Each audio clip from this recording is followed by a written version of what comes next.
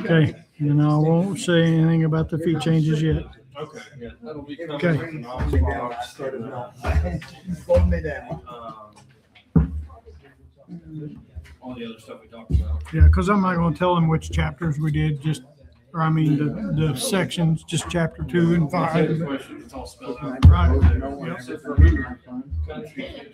Yeah, I've got it scribbled and written in. All right, man. Okay, thanks. Joe said it.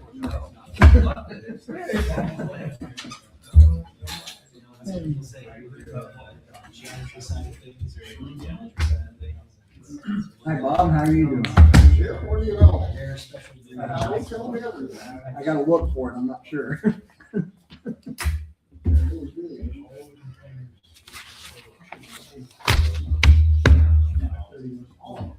Oh,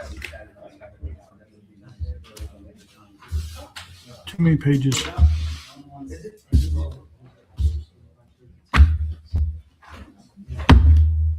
I'm set. Maybe.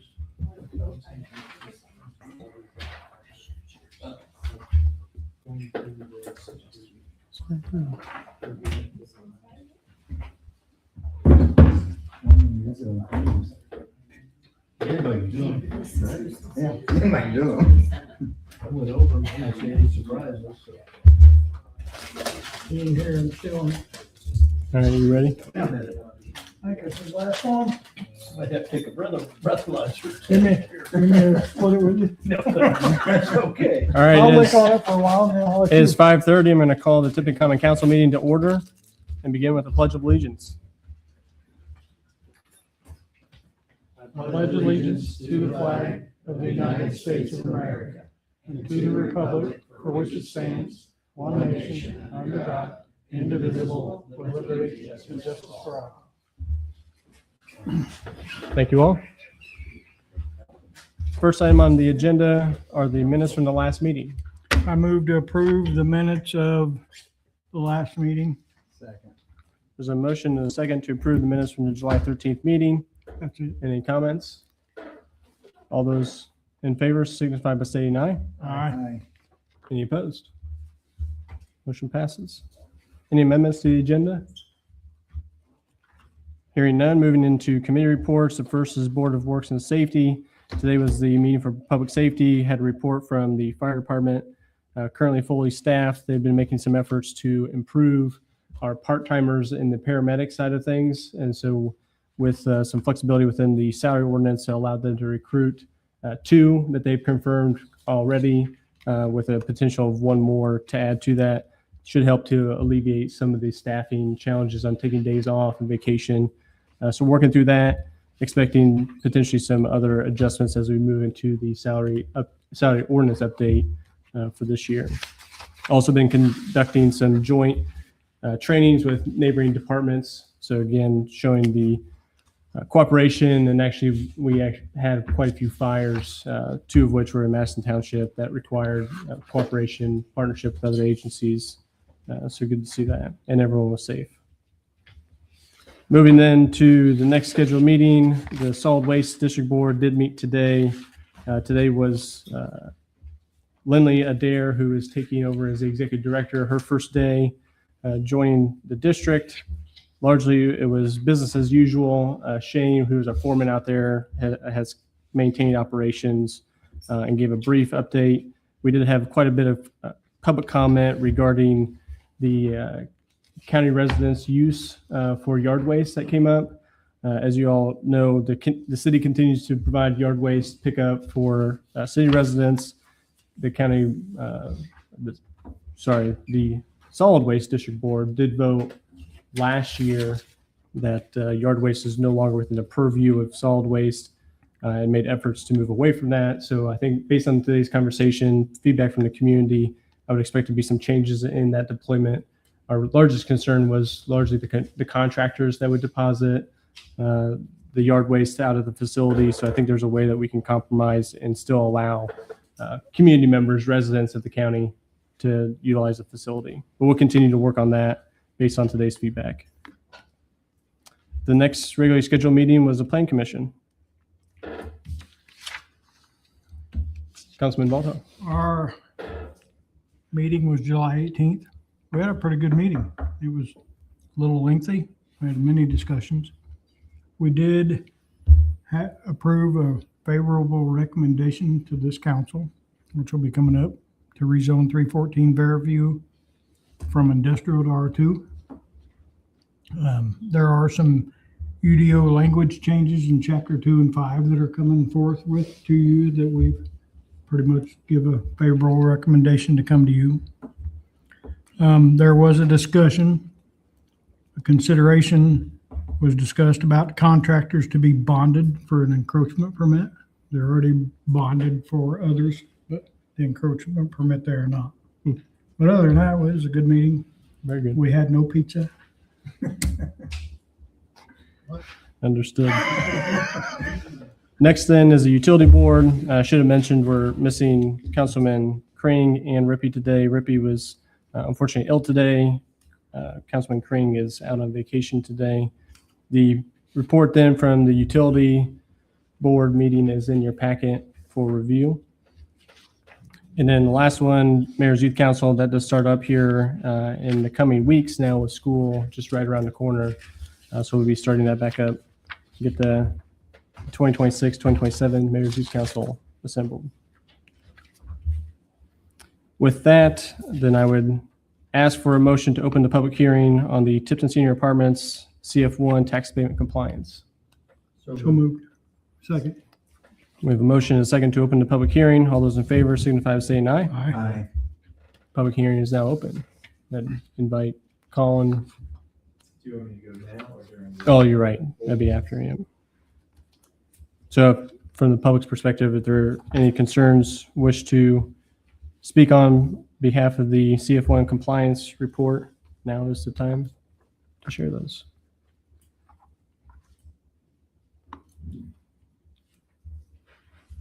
Move to close. Second. Then I think what I'm going to do is invite him up under the old business section. So there's been a motion and a second to close the public hearing. All those in favor signify by saying aye. Aye. Aye. Success. Moving through our agenda then, no items under new business. Under old business, the CF1 compliance, Tipton Senior Apartments. We do have Colin Huffines of the City of Tipton, president, and a representative from the Tipton Senior Apartments. All right, so just to give a little refresher on the background of the situation. So at our last meeting, it was voted as non-compliant for the CF1 from the Tipton Senior Apartments for this year. And based on, that vote was based on some perceived possible assessed value suppression that stems from maybe some property maintenance concerns. So after that meeting, we followed up with some legal counsel that specializes in this area, and it was their legal opinion that when we voted on the CF1, the compliance, that the only thing that should be taken into consideration during that process is what is actually on the compliance form and how it relates to the original statement of benefits form. Unless anywhere in there it actually specifies that there's other concerns that are supposed to be taken into account, i.e. property maintenance, landscaping, things of that nature. So it was the legal opinion that any votes on that matter should be taken only looking at what's on the compliance form and how it relates to the statement of benefits. And then on that property maintenance front, so I do have Ryan Kelly here from TWG Development. He can speak to some of those property maintenance concerns that I know that they've definitely made progress on. But ultimately, the voting should be only taking into account what is on the compliance form and how it relates to that statement of benefits in the original resolution. So if you got any questions for me or for Ryan?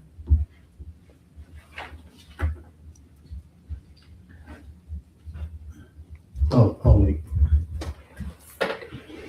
I can maybe hit on some of the property maintenance items. Obviously, we want to be a good partner and make sure we maintain the property well. So I think that we got a letter from the town of Tipton back in March that we responded to with roofing issues, some elevator, all those were responded to within a week. I think that windstorm was about the week before that.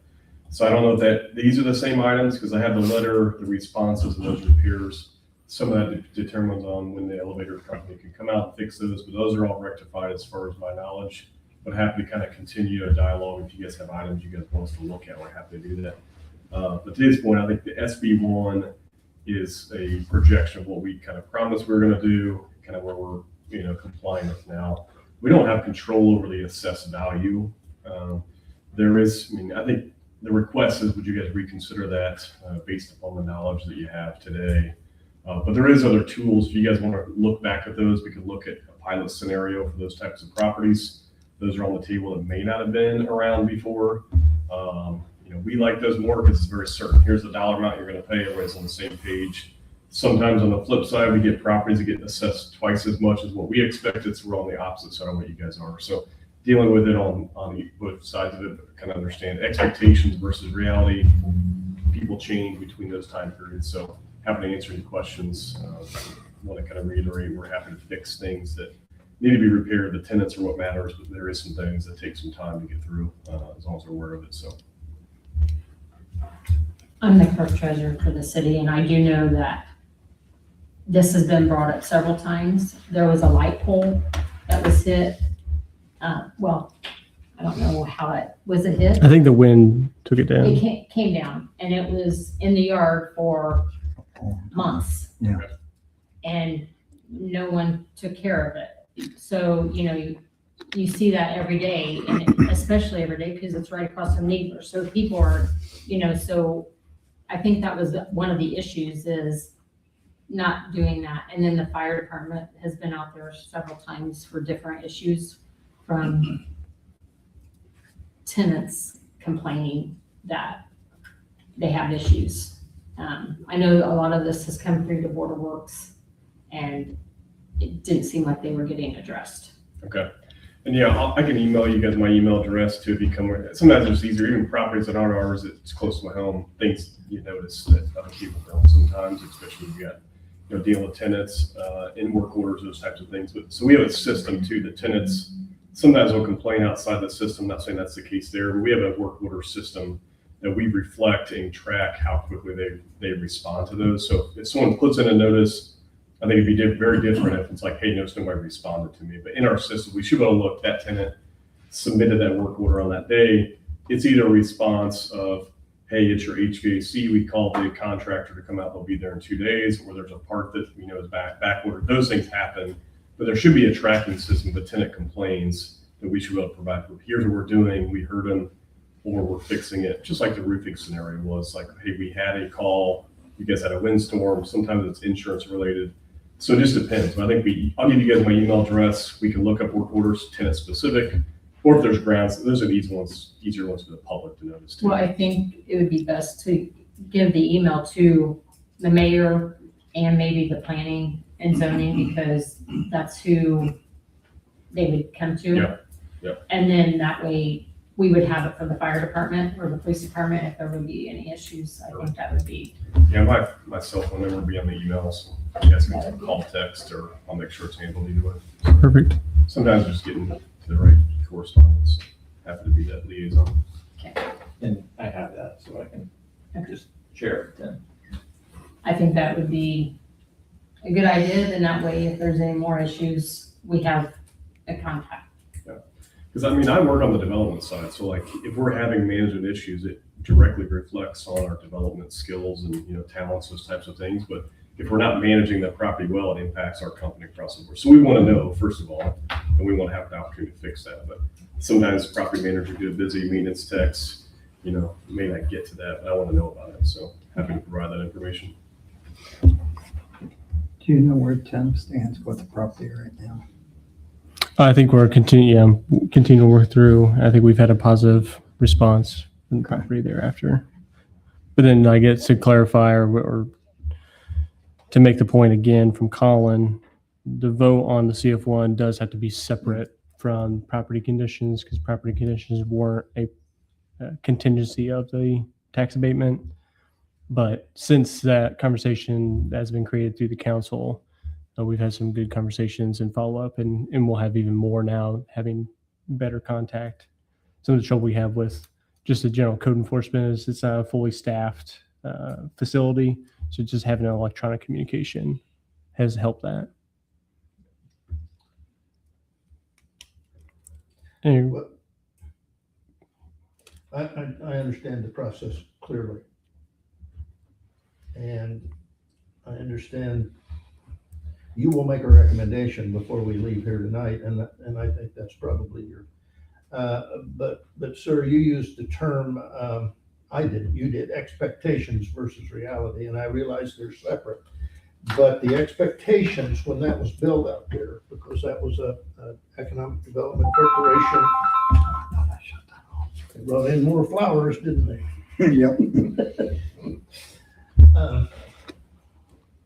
My gosh, Tim, you just made me lose it. The expectation out there was probably not what the reality is now. You know, that's been what, 15 years ago, maybe 20. I don't know. 7. Seven. Yeah, so- 7 years ago that was built? Okay. I believe the original tax abatement was from 2017. Okay. But we're on Which year 6. I of guess the is tax irrelevant to my comment. But the city and the county and the Economic Development Corporation and everybody was involved was very supportive of the project. And that's where I come up with your term of expectation and reality. So I guess what I'm saying is probably, in my opinion, you could maybe do better with the reality. And is that on the property physically or Yes. the value of the property? No, not the value. And what? Because, and I'm not, I just hear the complaints and drive through and things like that. I'm not gonna get into detail about it because it wouldn't serve any purpose. I just.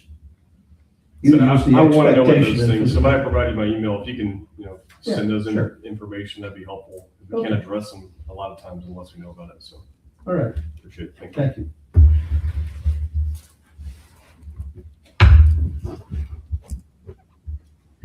Any other questions or comments, concerns about the CF1 compliance?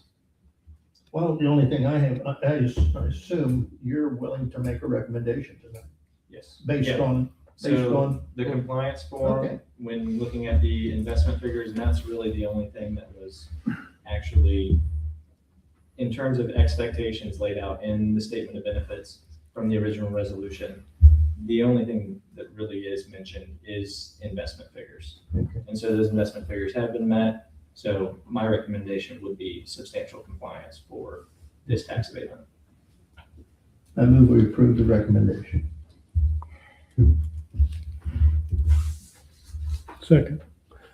Motion and seconded to approve the recommendation for CF1 compliance for the Tipton Senior Apartments based on their statement of benefit and their annual review report. Any further comments, questions? I would only say that I'm not sure I like it, I- but I'm not sure that it's a leverage item that we should use. That's all. I was wondering if we can table this until the other two councilmen are here that also voted no on this. Because my feelings right now, I'm not sure I'm even gonna vote yes yet. Well, I'd I'm like to going read to over it say, more. let me look. Maybe it says on there. I believe statutorily it's a 30-day window. We're in a 30-day, okay. Maybe 45. So I'd like to know if we have time to the next council meeting to do that. 30 days. Yeah, 30 days is what this says. And we are at, what?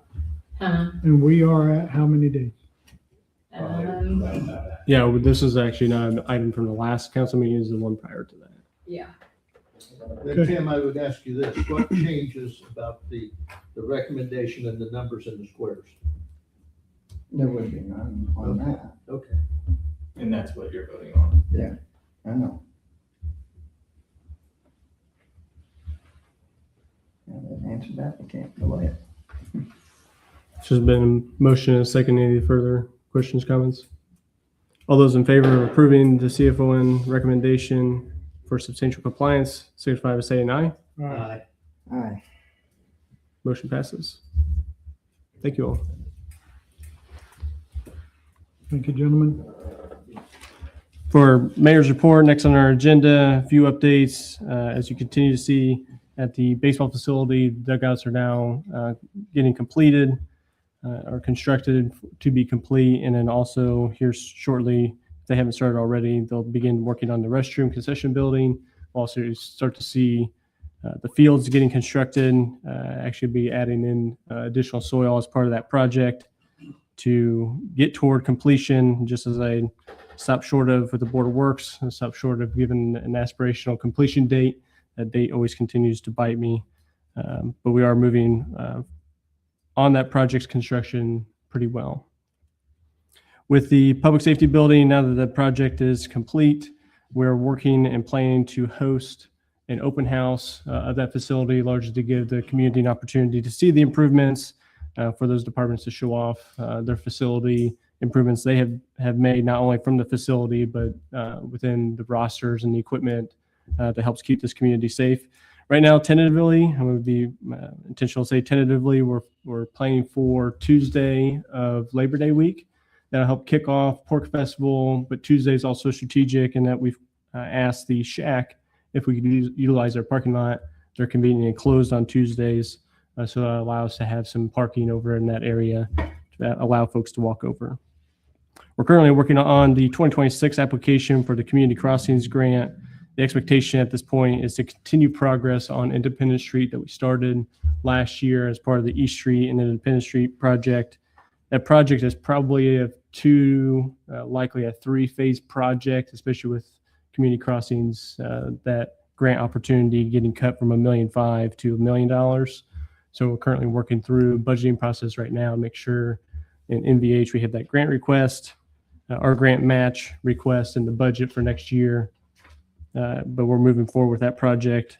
We did, because of the gas tax implications, our plan was to make some improvements on Golf Course Road and Fairgrounds Road because of the funding, and we do have commitments from the state that we be made whole with some of those revenues. To just err on the side of caution, we decided to put those improvements on hold. They could show up in next year's Community Crossings effort as well. Then I would remark on 2 community events that were held. The National Night Out, we cooperated with the Back to School event. That was an incredible success. I've had an opportunity to touch base with all the represented city departments at that event with really strong compliments from our departments who enjoyed the event and engaging with the community. I think that is finally the event that we have joined that will make sense for our departments moving forward because we had the right demographic that we've been trying to aim for to get people excited. And we had just a great response from the community. The second one was last night's concert in the park.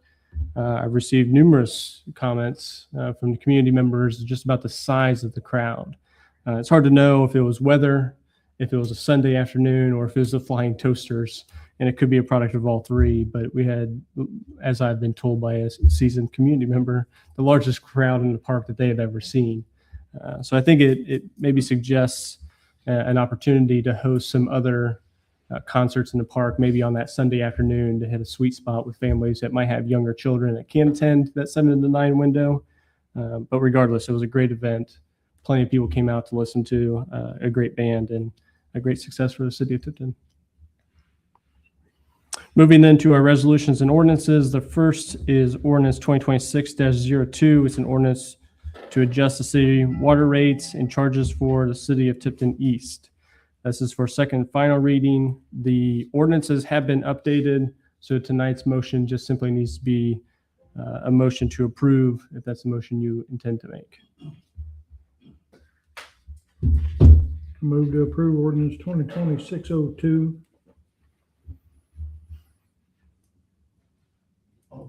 Second reading. Second with just a thing, It's in there. our handouts, which I assume are a matter of public record, which really makes no difference, but I really think the motion should say as amended.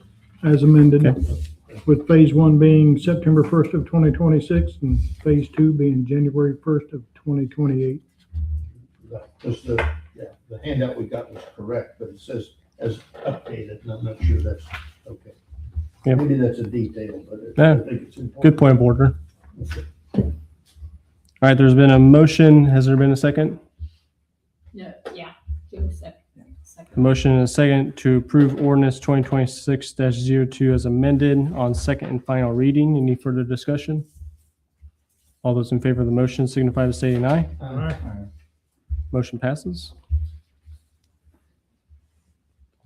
Next ordinance is 2026-03, an ordinance to adjust the city sewer rates and charges for the city of Tipton East water service area on second and final reading.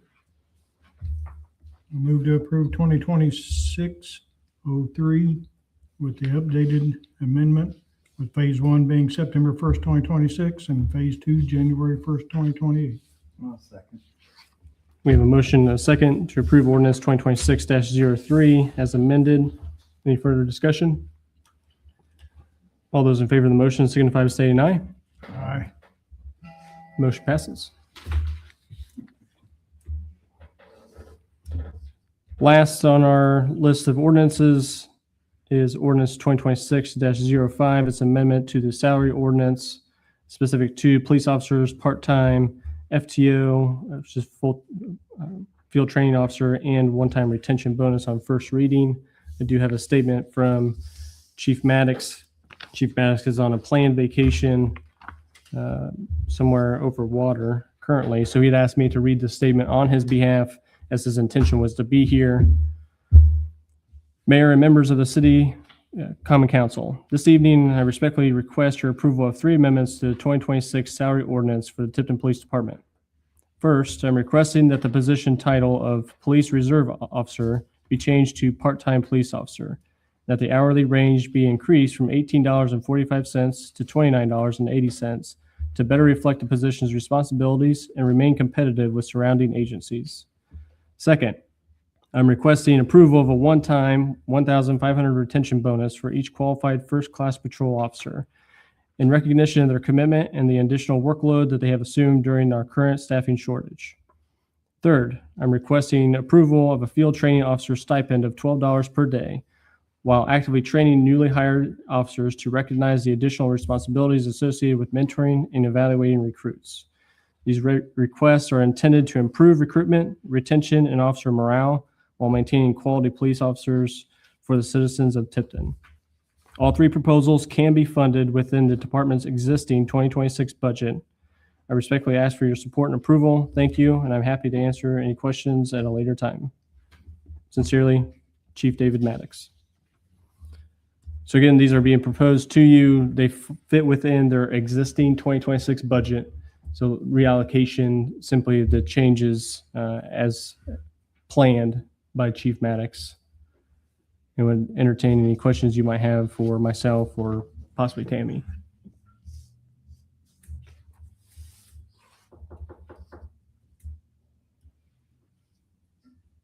There are no questions? I'll make a motion that ordinance 2026-5, we approve it.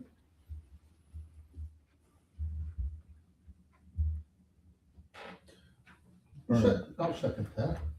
There's been a motion and a second to Questions? approve ordinance 2026-05 on first reading. Further discussion? As I read this today, he's short-staffed. Yeah. You know, and I wish Nate was here, because Nate's by far the most knowledgeable on this subject, but is there a sense of urgency to get this done tonight? Yes, as has been communicated by Chief Maddox. Okay. He feels that there's an opportunity to recruit some other part-time. His focus is to recruit for part-time positions within Tipton County. So this helps them from a staffing position. What he's planning to do with the part-time position is to eliminate or work toward elimination of vacation time being held over or paid out at the end of the year. Okay. So the quicker we, in his estimation. The only other question I got, does clerk treasurer agree that's within the budget, the 26 budget? Yes. Okay. And does that motion need to reflect them amendments? Or does it already? Which The ordinance actually already has the amendments in it. Okay. Joe's questions, I don't think are necessarily, Railroad? I mean, Sorry, Joe. There's only 3 of us, you need me. The other clarifying comment I would make, because we do have a motion in a second, is on the field training officer. We do provide a current stipend for that. It's paid out annually. What he is proposing is a change from just a paid out certificate payout to a daily stipend, and this will only be paid out if they're actually doing the field training. So it's more of a model that incentivizes those who do it to encourage officers to do it, but then only pays them when they're doing it. There have been years where we don't have a need for the FTO. As we look toward filling those gaps currently in the department, we expect there's going to be a great deal of expectation on the FTOs as we move forward. So since it's just it's a salary ordinance, it's only confined to year 2026. That is correct. Anything can happen in the next That is correct. year. Okay. That's all I got. There is a motion and a second to approve ordinance 2026-05 on first reading. All those in favor signify by saying aye. Aye. Motion passes. We are now to claims. I'll make a motion to approve claims. Number 182,945 to 183,039 in the amount of $1,224,385.83. Second. We have a motion and a second to approve claims this evening totaling $1,224,385.83. Any discussion? All those in favor signify by saying aye. Aye. Motion passes. We're now to petitions, comments, and memorials.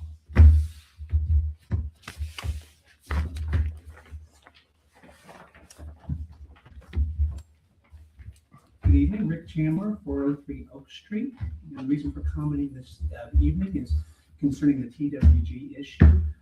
During my time as president of this council, unfortunately, I received a number of complaints from citizens and residents of the TWG building. Found it very difficult to get in touch with the correct people to resolve the issues. The residents would become frustrated. They would contact me, and I even ran into some difficulty in getting some of the issues fixed. One I remember in particular was the elevator. It seemed like the elevator was always malfunctioning. And with that being a building for seniors, it's just vital that elevator works. And I know that some of that is beyond your guys' control, but I would implore you to continue to work to fix those issues and take care of our seniors that live in that building. And then I would ask this administration and those currently serving in a place of power to politely hold their feet to the fire if they don't, to make sure our senior residents are taken care of. Thank you. Thanks, Rick.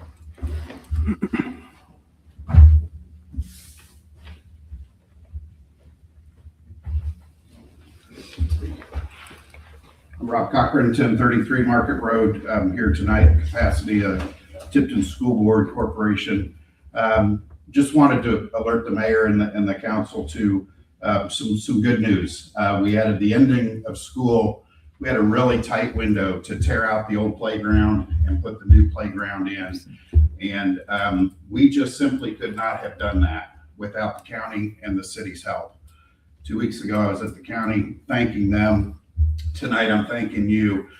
Just wanted you to know I've got a Blue Future Award. It's something that we do at the school to recognize students and people in the community that have helped us support. So I have a Blue Future Award tonight for Dylan and his team that we just simply would not have made it on time and under budget and on time for the elementary school to open without the support. So that was the week that they were trying to get flower plots planted and all these different things. And he had to drop everything to come to the school. And so that needs to be recognized and complimented, because when you drop everything, somebody's phone starts ringing. At least that's how it is at the school.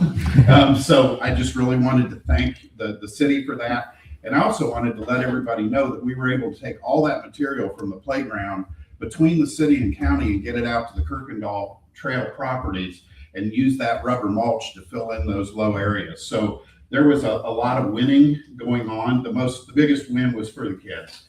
They're going to have a playground ready on opening day of school. We couldn't have done it without the cooperation from the city specifically tonight. So I don't know. Please.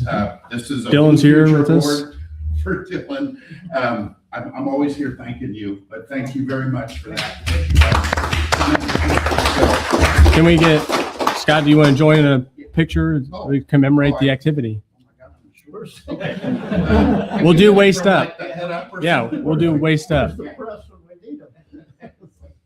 So thank you. Where you were back. You can tell we don't do this often, but what an opportunity.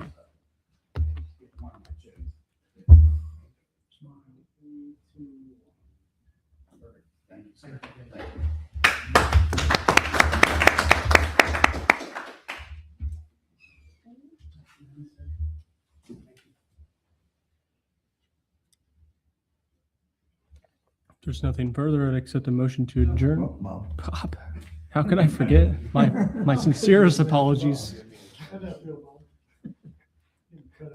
I jumped it. I apologize. Thank you, Mr. Mayor. Bob Edinger, Tipton. Just a few comments on abatements in the future. This wouldn't apply to the one tonight, but personally, I think there should probably be more stipulations on tax abatements when they're approved, or at least considered. They're not approved. I've watched a lot of these over the years, and personally, I'm not the biggest fan of them, but I know they are a tool, but they seem real one-sided in who gets and does what. Always hear this term substantially compliant, but it never comes up till it's time to approve it, and sometimes maybe it's substantial, maybe not. But personally, I think that should be a term that is defined when the abatement is approved, maybe on money, value, whatever, but if there's more stipulations that would maybe include maintenance or maybe all other aspects of what a company says they're gonna do, that it could be tied to approval. And from my understanding, that is possible to do if it's on that original form. Did I understand that correctly? Yeah, correct. Well, that is what I would like to see in the future. Yeah. Thank you. I think it's good feedback. Absolutely.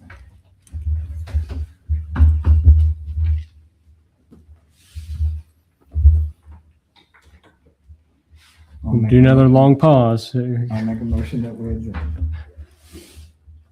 I haven't seconded it yet. Second. It's been a motion and a second to adjourn the meeting. All those in favor signify by saying aye. Aye. Meeting adjourned. Thank you all.